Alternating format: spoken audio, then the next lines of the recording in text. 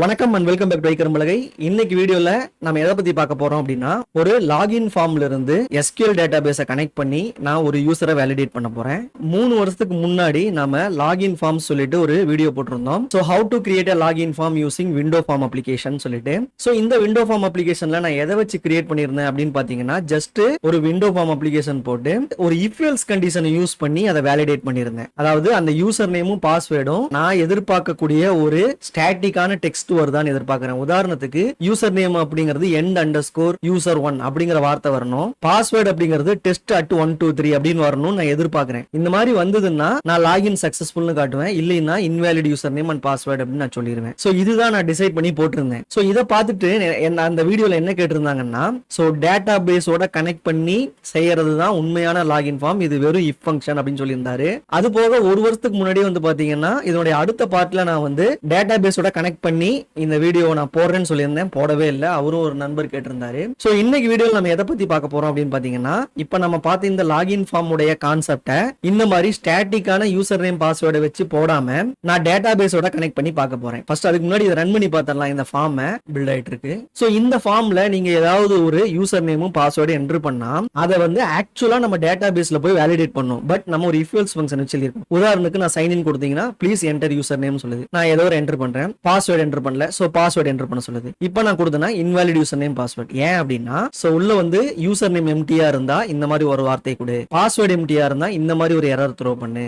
User name password enter பண்ணிட்டாங்க, but அது இந்த வார்த்தை இல்ல, எண்ட் யூசர் அப்படிங்கிற இந்த யூசர் நேமும் இந்த பாஸ்வேர்டும் இல்லைன்னா ஃபெயில் பண்ணு அப்படின்னு நான் சொல்லியிருந்தேன். இல்ல இந்த வார்த்தையை நீங்க எக்ஸாக்டா கொடுத்தீங்கன்னா, உதாரணத்துக்கு இந்த எண்ட் யூசர்ங்கிற வார்த்தையும் இந்த பாஸ்வேர்டையும் நீங்க எக்ஸாக்டா இங்க கொடுத்தீங்கன்னா, சைன் இன் பண்ணீங்கன்னா யூ ஹேவ் சக்சஸ்ஃபுல்லி லாக்ட் இன் அப்படின்னு சொல்லிட்டு இந்த வின் ஃபார்ம்ஸ் வந்து நமக்கு ஒர்க் ஆகும். சோ இத வந்து என்ன சொல்லிருந்தாங்க, ஒரு டேட்டா பேஸோட கனெக்ட் பண்ணனும்னு சொல்லிட்டாங்க. சரி, இப்போ இதை எப்படி பண்ணலாம்? சோ இப்போ நான் ikDevMain அப்படிங்கிற ஒரு டேட்டா பேஸை நான் கனெக்ட் பண்ணிருக்கேன். இந்த டேட்டா பேஸ்க்குள்ள நான் ஒரு டேபிள் கிரியேட் பண்ணிருக்கேன். யூசர் அக்கவுண்ட் டீடைல்ஸ் அப்படின்ற ஒரு டேபிள் கிரியேட் பண்ணிருக்கேன். சோ இந்த யூசர் அக்கவுண்ட் டீடைல்ஸ்ல நீங்க எத்தனை யூசர் வேணா கிரியேட் பண்ணிக்கலாம். சோ அதை ஐடென்டிஃபை பண்றதுக்கு ஒரு யூனிக் ஐடி இருக்கும். and then அவரோட யூசர் நேம் என்ன, பாஸ்வேர்டு என்ன. ஏன்னா இந்த யூசர் நேம் பாஸ்வேர்டு அவங்க வந்து ஃபார்ம்ல என்டர் பண்றத இந்த டேபிள் அகைன்ஸ்டா நான் வந்து செக் பண்ணி பார்க்கணும். சோ அது எப்படி பண்ணலாம் அப்படின்னு பாத்தீங்கன்னா, நம்ம இந்த மாதிரி ஒரு செலக்ட் query நம்ம போட்டோம்னா நமக்கு டேட்டா பேஸ்ல இருந்து இந்த மாதிரி ரெக்கார்ட் வரும். இதுல ஸ்பெசிபிக்கா நீங்க கேஸ் போடணும். வேர் யூசர் நேம் ஈக்குவல் டு இந்த வார்த்தை அண்ட் பாஸ்வேர்டு ஈக்குவல் டு இந்த வார்த்தை அப்படின்னு நீங்க சர்ச் பண்ணீங்கன்னா உங்களுக்கு அந்த வார்த்தையுள்ள டேட்டா கிடைக்கும். சோ இப்போ நான் டேட்டா பேஸ்ல ஃபில்டர் பண்ணும்போது எம்டி ஸ்ட்ரிங் போடுறேன், எந்த ரெக்கார்டு வரல. ஏதாவது ஒரு யூசர் நேம் ஏதாவது ஒரு பாஸ்வேர்டு என்டர் பண்றேன், அப்பயும் எனக்கு ரெக்கார்டு வரல. சோ அப்போ உள்ள இருக்கிற வேல்யூ எக்ஸாக்டா போட்டா மட்டும் தான் கிடைக்கும். உதாரணத்துக்கு இந்த எண்ட் யூசர்ங்கிற வார்த்தையும் இந்த பாஸ்வேர்டும் மேட்ச் ஆனா மட்டும்தான் எனக்கு வந்து பாத்தீங்கன்னா ரெக்கார்டு வரும். சோ இந்த மாதிரி ஒரு செலக்ட் query-ய நான் என்னுடைய அப்ளிகேஷன்ல இருந்து இந்த செலக்ட் query-ய கால் பண்ணனா எனக்கு ரெக்கார்டு கிடைச்சிடும். இதுல ரெக்கார்டு இருந்தாலே நம்ம அந்த யூசர் இருக்காருன்னு கண்டுபிடிச்சிடலாம்.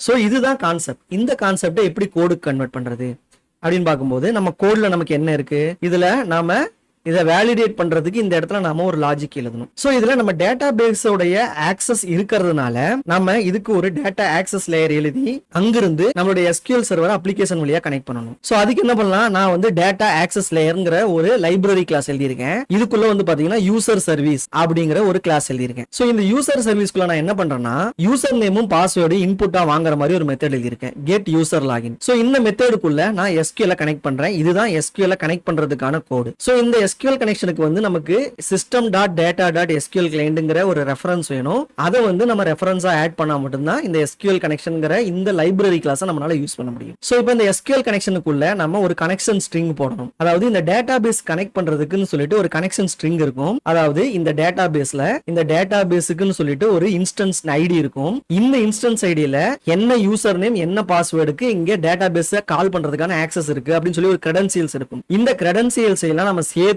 ஒரு ஸ்ட்ரிங்கா கனெக்ட் பண்ணணும், ஒரு ஸ்ட்ரிங்கா ஃபார்ம் பண்ணணும். அந்த ஸ்ட்ரிங்குக்கு பேர் தான் கனெக்ஷன் ஸ்ட்ரிங். சோ இந்த கனெக்ஷன் ஸ்ட்ரிங்கை நீங்க வந்து ஃபார்ம் பண்ணிட்டீங்கன்னா இதை இந்த SQL கனெக்ஷன்ங்கிற ஆப்ஜெக்ட்டுக்கு கன்ஸ்ட்ரக்டர்ல பாராமீட்டரா அனுப்புனீங்கன்னா உங்களுக்கு கனெக்ஷன் எஸ்டாப்ளிஷ் ஆயிடும். அதுக்கப்புறம் நம்ம ஏற்கனவே பார்த்த மாதிரி select star from user account details இந்த கமெண்ட வந்து நாம இதுல கொடுக்கணும். ஏன்னா SQL கனெக்ஷனை வந்து எஸ்டாப்ளிஷ் பண்ணிட்டோம். அதுக்கப்புறம் என்ன கமெண்ட எக்ஸிக்யூட் பண்ணணுமோ அந்த கமெண்ட் எழுதிக்கணும். So select star from user account details where user name equal to, இங்க வந்து நல்லா கவனிச்சு பாத்தீங்கன்னா இந்த யூசர் நேம் ஒரு சிங்கிள் கோட்டுக்குள்ள தான் கொடுக்கணும். அதனால நான் என்ன பண்றேன்னா ஒரு சிங்கிள் கோட் போட்டு அதுக்குள்ள யூசர் நேம்ங்கறத நான் டைனமிக்கா வாங்கிக்கிறேன். சோ இந்த மெத்தடுக்கு நீங்க யூசர் நேம் அனுப்பிச்சீங்கன்னா இதுல ரீப்ளேஸ் பண்ணிக்கலாம். பாஸ்வேர்ட் அனுப்பிச்சீங்கன்னா இந்த இடத்துல நாம ரீப்ளேஸ் பண்ணிட்டேன்னா இந்த ஸ்ட்ரிங் கிடைச்சிடும். அதுக்கப்புறம் இந்த ஸ்ட்ரிங்கை நான் ஒரு SQL கமாண்ட் அப்படிங்கிற கிளாஸுக்கு கன்ஸ்ட்ரக்டர்ல அந்த SQL கனெக்ஷன் பாராமீட்டரையும் இந்த கனெக்ஷன் கமாண்டையும் உள்ள நான் போட்டுறணும். அதுக்கப்புறம் வந்து பாத்தீங்கன்னா இதுல வர்ற அவுட்புட்டை நான் வந்து கேப்சர் பண்ணணும். அதாவது இந்த கொரி எக்ஸிக்யூட் பண்ணி இதுல வர்ற அவுட்புட்டை கேப்சர் பண்றதுக்கு நான் டேட்டா செட் ஆப்ஜெக்ட் கிரியேட் பண்ணிக்கிறேன். இந்த டேட்டா செட் ஆப்ஜெக்ட் வந்து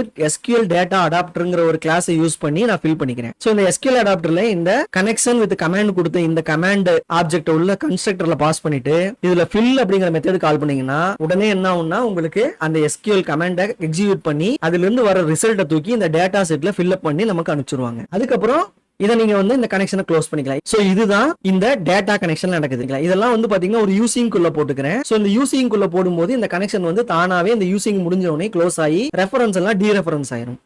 சோ நமக்கு இந்த ரிசல்ட் மட்டும் கிடைச்சிடும். சோ இந்த மெத்தட் எனக்கு கால் பண்ணனா ஒரு ரோ கிடைக்கும். அதாவது இந்த இடத்துல வர இந்த ஒரு ரோ ஒரு டேட்டா செட்டுக்குள்ள ஒரு டேட்டா டேபிளா எனக்கு கிடைச்சிடும். அதை வச்சு நான் யூஸ் பண்ணிக்கலாம். இதுதான் கான்செப்ட், இதுதான் பண்ண போறோம். இப்போ இதை வந்து ஒரு கிளாஸ் லைப்ரரி ப்ராஜெக்டா நான் எழுதியிருக்கேன். இந்த கிளாஸ் லைப்ரரியை இந்த லாகினுக்கு நான் வந்து ஒரு ரெஃபரன்ஸ் ஆட் பண்ணணும். அதுக்கு இந்த லாகின் ஃபார்ம்ல போயிட்டு ரைட் கிளிக் பண்ணி ஆட் ரெஃபரன்ஸ் கொடுத்து டேட்டா ஆக்சஸ் லேயர் அப்படிங்கிற இந்த ப்ராஜெக்ட்டை நான் ஒரு கிளாஸ் லைப்ரரி அங்க இன்க்ளூட் பண்ணிக்கிறேன். இன்க்ளூட் பண்ணா இந்த யூசர் சர்வீஸ் அப்படிங்கிற கிளாஸை என்னால இந்த ஃபார்ம் மெத்தட்ல கால் பண்ண முடியும். சோ இந்த ஃபார்ம் மெத்தட்ல நான் என்ன பண்றேன்னா இந்த இடத்துல இந்த பிரைவேட் மெத்தட்ல இங்க நான் ஒரு மெத்தட் எழுதிக்கிறேன்.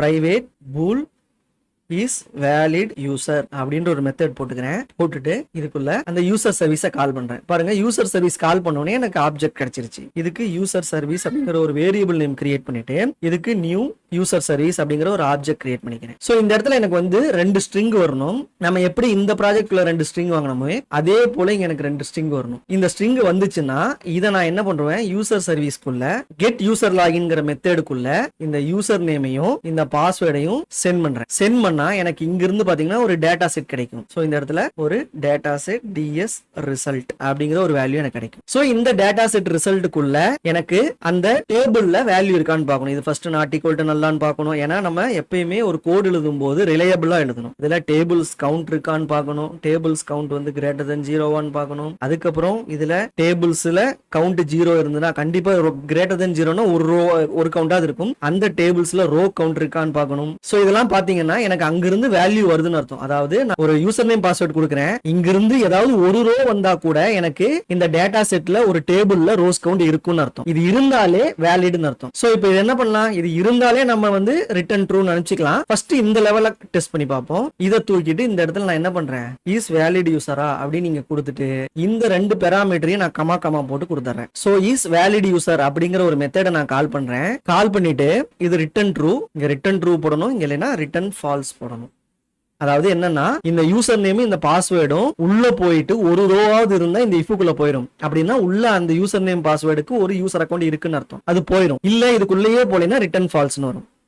சோ இதை வச்சு என்னால ஒரு ஸ்டாட்டிக் வேல்யூவா இல்லாம டேட்டா பேஸை கால் பண்ணி ஒரு யூசர் நேம் பாஸ்வேர்டு இருக்கான்னு கண்டுபிடிக்க முடியும். இப்போ இதை நான் பில்ட் பண்ணிக்கிறேன், ரன் பண்றேன், போயிட்டு ஏதாவது ஒரு வேல்யூ டைப் பண்ணிடுறேன், சைன் இன் பண்றேன். பாருங்க இன்வேலிட் யூசர் நேம் பாஸ்வேர்டுன்னு வந்துருச்சு. இப்போ இந்த இடத்துல இருக்கிற ஒரு அக்கௌண்ட் கொடுத்து பாக்குறேன். உதாரணத்துக்கு இந்த அக்கௌண்ட் கொடுக்குறேன். இந்த IKDevAdmin அப்படிங்கிற இந்த அக்கௌண்ட்டும் இந்த பாஸ்வேர்டையும் அதுல கொடுக்குறேன். வெல்கம் at 123 இதை ரெண்டத்தையும் கொடுத்து சைன் இன் பண்றேன். யூ ஹேவ் சக்சஸ்ஃபுல்லி லாக்ட் இன் அப்படின்னு வந்துருச்சு. எப்படி அப்படின்னு பாத்தீங்கன்னா இந்த இடத்துல ஒரு பிரேக் பாயிண்ட் வச்சு பார்ப்போம். இந்த இடத்துல நான் பிரேக் பாயிண்ட் வச்சுக்கிறேன், சைன் இன் கொடுக்குறேன். இங்க வந்துருச்சு. யூசர் நேம் என்ன வருதுன்னு பாருங்க, IKDevAdmin. பாஸ்வேர்டு வந்து வருது. இப்போ இதுக்குள்ள போறேன், இதுக்குள்ளே உள்ள போறேன். ஃபர்ஸ்ட் நமக்கு ஒரு கனெக்ஷன் எஸ்டாப்ளிஷ் ஆகுது. அதுக்கப்புறம் வந்து பாத்தீங்கன்னா நம்மளுடைய கமெண்ட்ஸ் வந்து நம்ம எடுத்துக்கிறோம், அதை ஒரு கமெண்ட் ஆப்ஜெக்ட்ல போட்டுக்கிறோம். அதுக்கப்புறம் இந்த கமெண்ட் ஆப்ஜெக்ட் ஒரு SQL அடாப்டர் ஆப்ஜெக்டா மாத்துறோம். அதுக்கப்புறம் அந்த SQL அடாப்டர்ல ஃபில்லுங்கிற மெத்தட் கால் பண்ணி ஒரு டேட்டா செட்டை கொடுத்தோம்னா அவன் நமக்கு டேட்டாவை ஃபில் பண்ணி கொடுத்துருவான். சோ இதுக்குள்ள ஓபன் பண்ணி பாத்தீங்கன்னா இந்த யூசர் நேம் பாஸ்வேர்டு வச்சு நான் இங்க ரெக்கார்ட் தேடும் போது எனக்கு இந்த ஒரு ரெக்கார்ட் கிடைச்சிருச்சு.